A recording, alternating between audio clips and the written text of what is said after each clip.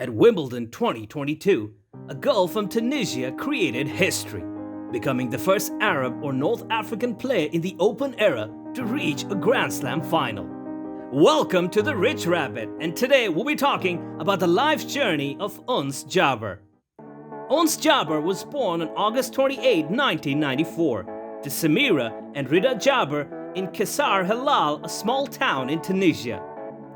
She grew up in the larger nearby coastal town of Sousa. Jabeur has two older brothers, Hatem and Marwan, and an older sister, Yasmin. Her mother played tennis recreationally and introduced her to the sport at the age of 3. Jabeur trained under coach Nabil Milka for 10 years from the ages 4 to 13, originally starting to work with him at a tennis promotion center at her school. When she was 10 years old, her club did not have their own tennis courts, and she could only train on courts at nearby hotels. At 12 years old, Jabeur moved to the capital city of Tunis to train at the Lycée Sportif Al Menza, a national sport high school for the country's up-and-coming athletes, where she stayed for several years. She also later trained in Belgium and France starting at the age of 16. Jabeur began playing on the ITF junior circuit in August 2007. With compatriot Noor Abbas, she won the doubles event of her debut tournament, the Grade 5 Al Fatah ITF junior tournament in Lebanon. She defeated Abbas to win her first Grade 5 singles event in 2009 at the Fujairah ITF Junior Tennis Championships in the UAE, where she also won the doubles event with her. Jabeur began playing on the ITF women's circuit in 2008 at the age of 14.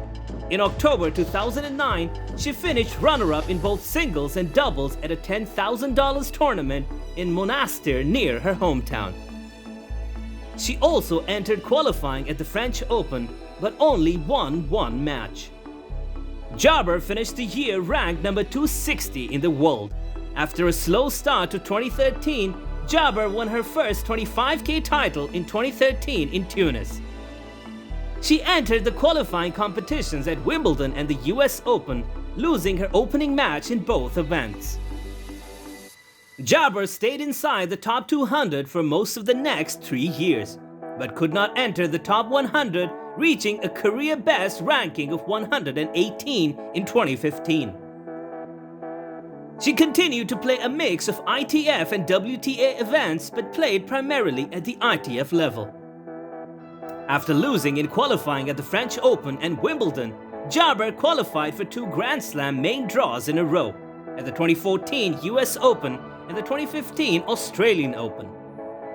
She lost her opening matches at both tournaments to Andrea Petkovic and Vera Zvonareva respectively. With no titles, finals or semi-finals in 2015, her year-end ranking dropped to number 210. Jabeur participated in all 4 Grand Slam singles events in 2017 for the first time. After losing in the last round of qualifying at the Australian Open, she reached the French Open main draw as a lucky loser, the Wimbledon main draw as a qualifier, and the US Open main draw as a direct acceptance. She began to rise back up the rankings at the Premier Level Dubai Tennis Championships. There she qualified for the main draw and upset world number 22 Anastasia Pavlyuchenkova in the first round. This result brought her from number 171 to number 137. Her only other Grand Slam main draw match win of the year was a first-round win over American wildcard Brianne Miner at the US Open. This cemented her place in the top 100 for the rest of the year. Jabeur fell out of the top 100 in 2018. She did not win her first match of the year until she reached the quarterfinals at the 60K Space Coast Pro Classic in April. After she lost in the qualifying at the French Open, she dropped down to number 180 in the world. Jabeur regained some of her rankings points when she won her first 100K title at the Manchester Trophy, bringing her back to number 133.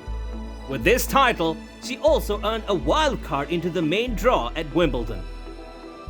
She won her only Grand Slam main draw match of the year at Wimbledon over Victoria Golubic. Jabeur ended her season with the best result of her career to date. As a qualifier at the Premier level Kremlin Cup, she finished runner-up to world number 14 Daria Kasatkina.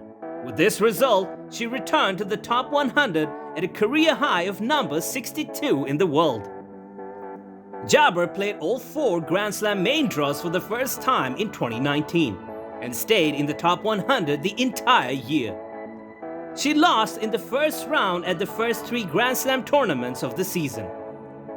The Tunisian did not win multiple main draw matches at any tournaments until after the French Open in May. Jabeur's next big result came at the US Open. She defeated number 27 Caroline Garcia and then Alexandra Sasnovich to reach the 3rd round at a Grand Slam tournament for the 2nd time in her career. She lost a tied 3-set match to world number 3 Karolina Pliskova in the 3rd round. With this success, she reached a career-high ranking of number 51 and was back in business. Jabeur had a major breakthrough at the Australian Open 2020. After defeating Johanna Konta and Caroline Garcia in the first 2 rounds, she beat Caroline Wozniacki in 3 sets in the last match of Wozniacki's career. Jabeur defeated a 4th top 50 player in succession in Wang Qiang before losing to eventual champion Sofia Kenin in the quarterfinals. With this result, she made her top 50 debut and also became the first Arab woman to reach a Grand Slam quarterfinal. After the COVID-19 season suspension, Jabeur continued her good form at a Grand Slam level by reaching the 3rd round of the US Open and the 4th round of the French Open for the first time in her career. She finished the year as world number 31, her highest year-end ranking thus far. Seeded 25th at the French Open 2021, she defeated Astra Sharma in the 2nd round to advance to the 3rd round of a major for a 6th straight time. She defeated Magda Linette to reach the 4th round for a 2nd time in this major, where she lost to 24th seed Coco Gauff. Jabeur reached the 3rd final in her career and made history as the first Arab woman to win a WTA Tour title at the Birmingham Classic by defeating Daria Kasatkina 7-5, 6-4. At Wimbledon, Jabeur defeated 5-time champion Venus Williams 7-5, 6-love. In doing so, she became the first Tunisian tennis player, first Arab woman, and the first woman representing an African country since Cara Black from Zimbabwe in 2005 to reach the 3rd round at Wimbledon. Thereafter, she continued her historic run, when despite vomiting at the side of the court, she defeated former Wimbledon champion Garbiñe Muguruza to reach the 4th round. She managed to reach the round of 16 for the first time. She defeated Iga Swiatek to reach the quarterfinals, where she lost to first-time quarterfinalist Aryna Sabalenka. As a result, she reached a career-high ranking of world number 22 on July 26, 2021. After the withdrawal of Emma Raducanu from the 2021 Mubadala World Tennis Championship, Jabeur was given her place. She won the tournament after defeating Belinda Bencic. Jabeur started her season at the 2022 Sydney International, where she lost in the quarterfinals. She later withdrew from the 2022 Australian Open due to a back injury. As the top seed, she won the 2022 WTA German Open in Berlin after Belinda Bencic retired in the 2nd set of the final. As a result, she moved to a new career-high ranking of world number 3. At the 2022 Wimbledon Championships, she reached her first Grand Slam semi-final. She defeated Marie Buskova in the quarterfinal, becoming the first Arab or North African woman to ever reach the semi-finals of a Grand Slam. After that, she defeated Tatiana Maria in the semis to reach her maiden Grand Slam final. And that made her the first African woman and the first Arab or North African player in the Open era to reach a Grand Slam singles final. In the final, she lost to Elena Rybakina in 3 sets. Now talking about her personal life, She's married to Karim Kamoun, a Russian-Tunisian former fencer who has also served as her fitness coach since mid-2017.